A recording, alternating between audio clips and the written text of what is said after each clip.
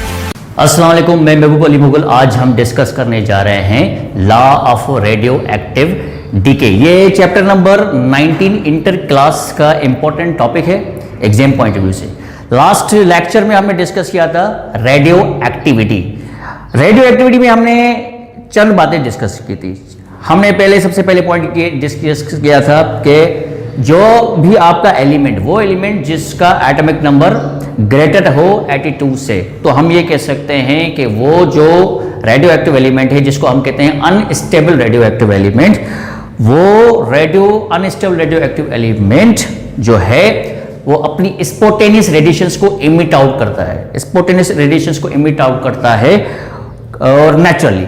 तो हम ये कह सकते हैं जब वो स्पॉन्टेनियस रेडिएशंस को इमिट आउट करता है naturally in the form of alpha beta gamma rays. अब अल्फा बीटा गामा रेज, तो जब भी अल्फा रेज यानी अल्फा पार्टिकल्स इमिट आउट होते हैं तो एक रेडियो एक्टिव एलिमेंट डीके होता है, डिक्रीज होता है बाय डिक्रीज, यानी उसका जो चार्ज नंबर है वो डिक्रीज होता है बाय 2 और मास नंबर है वो डिक्रीज होता है बाय 4, जो कि बराबर होता है is equal to helium nuclei, जिसको हम कंसीडर करते हैं अल्फा पार्टिकल। लेकिन जब भी अल्फा पार्टिकल इमिट आउट होता है तो वो रेडियो एक्टिव एलिमेंट डीके होता है और ये एक और रेडियो एक्टिव एलिमेंट बनता है। मिसाल तौर इसका हमने एक एग्जांपल दिया था कि अगर यूरेनियम है तो uranium after the emission of alpha particle uranium decay होके एक और रेडियो एक्टिव एलिमेंट बनेगा जिसको हम कहते हैं थोरेनियम। सिमिलरली आपका बीटा पार्टिकल इमिट आउट होने से एक और रेडियो एक्टिव एलिमेंट बनेगा। तो जो आपका जितने भी आपके ओरिजिनल नंबर ऑफ न्यूक्लाइंस थे वो डिक्रीज होंगे जब वो जो आपका स्टार्टिंग रेडियो एक्टिव एलिमेंट है जिसको हम कहते हैं पेरेंट न्यूक्लाइड, इसको हम कंसीडर करें, उसको नाम देंगे पेरेंट न्यूक्लाइड। जो बाद में जो आपका रेडियो एक्टिव एलिमेंट होगा after the emission of alpha beta gamma rays, तो एक और रेडियो एक्टिव एलिमेंट बनेगा जिसको हम नाम देंगे डॉटर रेडियो एक्टिव एलिमेंट यानी डॉटर न्यूक्लाइड। अब उसी से रिलेटेड एक लॉ इंट्रोड्यूस करवाया गया है जिसको हम कहते हैं law of radioactive decay. ये law of radioactive decay consist करता है आपके दो statements. Number 1, the rate of change of या रेट ऑफ डीके, जिसको हम कह सकते हैं rate of decay is directly proportional to the number of parent nuclides present in unstable radioactive element. यानी rate of decay is directly proportional to the number of parent nuclides. इस N को हम कहते हैं number of parent nuclides present in unstable radioactive element. इसके second statement ये है the rate of decay decreases with passage of time. ये rate of after passing a time, यानी rate of decay is decrease, जिसको हमने represent किया है negative sign के साथ। तो rate of decay is decreases with passage of time, यानी ये लॉ आपका कंसिस्ट करता है 2 स्टेट। तो हम ये कह सकते हैं कि नंबर ऑफ न्यूक्लाइंस जो है आपके डिक्रीज हुए हैं। तो अब आए थे वापस, तो रेट ऑफ डीके, दोबारा मैं रिपीट कर रहा हूं, 2 स्टेटमेंट्स यहाँ पे। Rate of decay is directly proportional to the number of parent nuclides present in an unstable nucleus and rate of decay decreases with a passage of time। इसको हमने negative sign के साथ show किया है। To remove the sign of proportionality वो use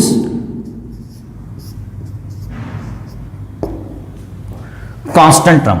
इस constant को हम कहते हैं डीके कांस्टेंट, जिसको रिप्रेजेंट किया है हमने लैम्डा के साथ।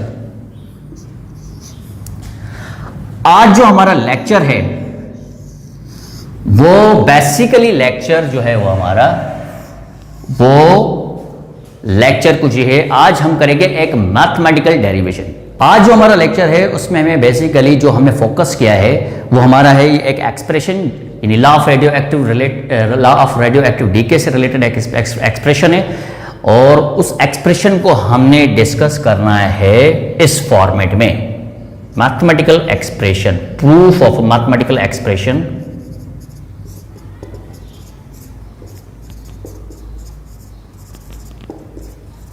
mathematical expression of a number of nuclides at time T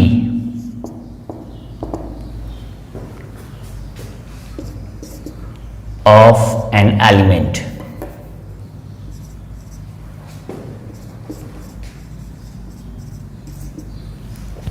mathematical expression आज हम ड्राइव करेंगे of number of nuclides of an element at time T, और वो एक्सप्रेशन है N naught exponent minus lambda T. अब इसमें हमें पहले तो डिस्कस करना चाहिए कि भाई ये एन क्या है। भाई एन आपका है number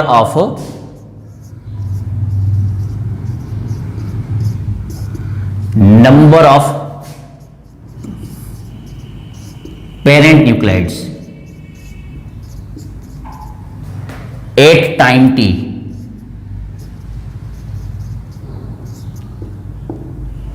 number of parent nuclides at time T of an unstable nucleus n naught, ये रेफरेंस कर रहा है नंबर ऑफ ओरिजिनल, यानी इनिशियल भी आप कह सकते हो, original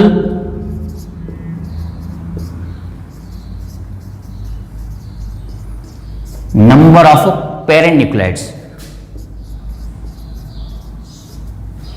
original number of parent nuclides एक टाइम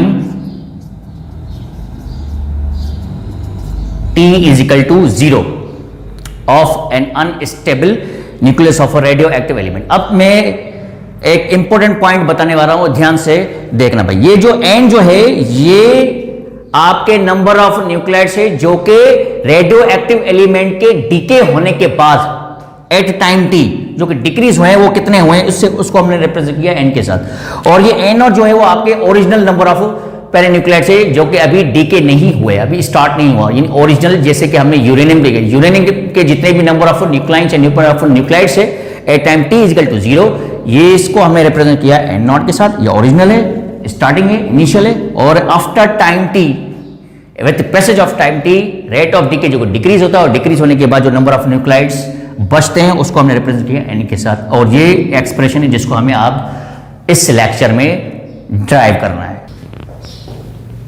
तो अब हम आ जाते हैं law of radioactive decay में, जो हमने एक्सप्रेशन को डिस्कस किया। सबसे पहले हम लेते हैं law of radioactive decay की एक्सप्रेशन को, जो कि है delta N delta T is equal to minus lambda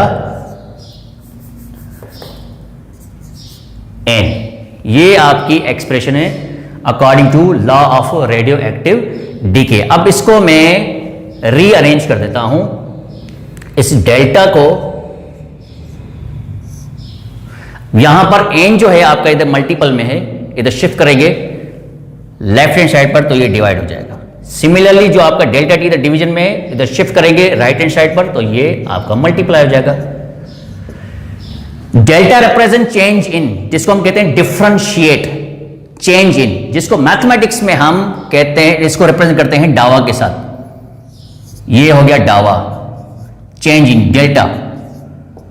similarly इधर भी डेल्टा को हम डावा के साथ रिप्रेजेंट कर सकते हैं मैथमेटिक्स में। अब इसको मैं करता हूं integrate on both sides, integration.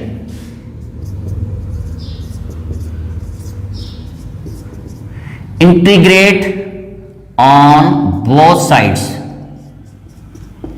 जैसे ही मैं इसको इंटीग्रेट करता हूं तो ये एक्सप्रेशन बन जाती है कुछ ऐसे।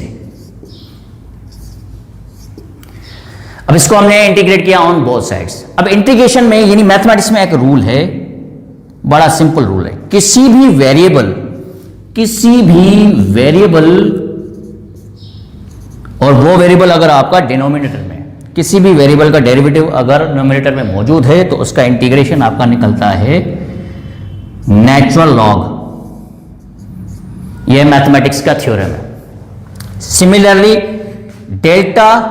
सिमिलरली आपका जो डीके कांस्टेंट है लैम्डा, ये आपका कांस्टेंट है, कांस्टेंट का इंटीग्रेशन मल्टीपल में है, कोफिशिएंट है, कोफिशिएंट का इंटीग्रेशन नहीं निकलता, उसको हम एज इट इज रख देंगे। और फिर इंटीग्रेशन आपका होगा डावा टी। डावा टी इसका इंटीग्रेशन होगा सिर्फ टी, यानी ये वेरिएबल है आपका। अब ये थ्योरम जो है हमें अप्लाई करना है इस एक्सप्रेशन पर। तो ये एक्सप्रेशन हमने आफ्टर गेटिंग इंटीग्रेशन, तो ये आपका बन जाता है natural log is equal to ये कोफिशिएंट जिसको हमने एज इट इज रख दिया, और डावा टी का इंटीग्रेशन निकलेगा सिर्फ टी और प्लस पे रख दिया सी। अब क्वेश्चन आ जाता है ये सी क्या है। सी हम रिप्रेजेंट करते हैं कांस्टेंट को। क्यों करते हैं? क्योंकि हमें पता है कि जो भी कांस्टेंट हो, चाहे वो 10 हो, 12 हो, 13 हो, 14 हो, कोई फिक्स नंबर है, फिक्स नंबर है तो उसका डेरिवेटिव निकलता है 0। और इंटीग्रेशन जो है वो एंटी डेरिवेटिव होता है, इनवर्स ऑफ अ डेरिवेटिव होता है। तो इस वजह से अब हमें रिवर्स करना है। अगर मिसाल तो 4 है या 5 एक नंबर है, 5 का डेरिवेटिव 0 आया, अब 0 को वापस हमें लाना है, एंटी डेरिवेटिव करना है, इंटीग्रेट करना है। तो हमें क्या पता था उधर 5 था या 10 था, हमें मालूम नहीं है। तो हम इस वजह से उसकी जगह पर पुटअप कर देते हैं सी, जो कि रिप्रेजेंट करता है कोई भी एक न्यूमेरिकल वैल्यू को। ठीक है, अब आ जाते हैं इसकी लिमिट हम पुटअप करते हैं। इनिशियली जो है आपका t जो है वो 0 है इनिशियल, और इनिशियली हमने n की जगह पर पुटअप कर दिया है n0, क्योंकि अभी हमने थोड़ी देर पहले ही बताया है कि ये n0 रिप्रेजेंट करता है original number of parent nucleotides at t time is equal to 0। ये कंडीशन में इसमें पुटअप करनी है। जैसे हम इसको पुटअप करते थे तो ये ln n की जगह पर l0 is equal to minus lambda, t की जगह पर हमने पुटअप कर दिया 0। तो आपको c की वैल्यू आ गई 0 मल्टीप्लाई बाय एनीथिंग 0। तो c की वैल्यू जो कि कांस्टेंट हमें मालूम नहीं था, ये हमें मालूम हो गया after putting some limit ln n0 is equal to c। इसको हम पुटअप कर देते हैं इस इक्वेशन में, जिसको हम कहते हैं equation number 1। Put in equation number 1, तो ये ln और ये n is equal to minus lambda T plus n, यानी c की जगह पर हमें वैल्यू पुटअप कर दी ln n0। अब ये ln n0 प्लस का टर्म है, उधर शिफ्ट करेंगे लेफ्ट हैंड साइड पर तो ये माइनस का टर्म हो जाएगा।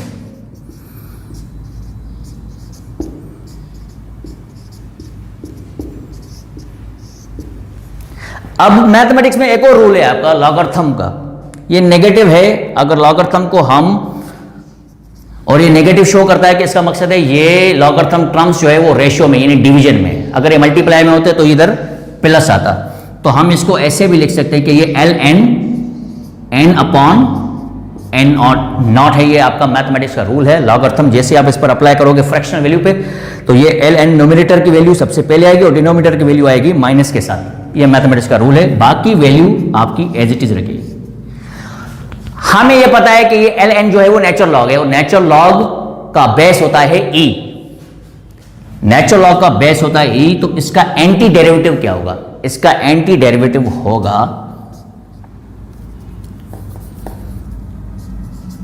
n अपॉन n0, इसका एंटी लॉग एंटी ln हमें निकालना है। तो log का लॉगरिथम का बेस होता है 10, तो ln का बेस होता है e। तो ln का बेस होगा अगर e,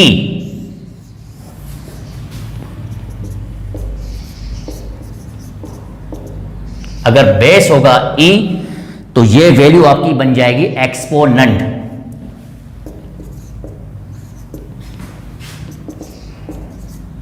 तो इस तरीके से आपने ये एक्सप्रेशन ड्राइव कर दी, यानी ये n शो करता है number of parent nuclide at time t।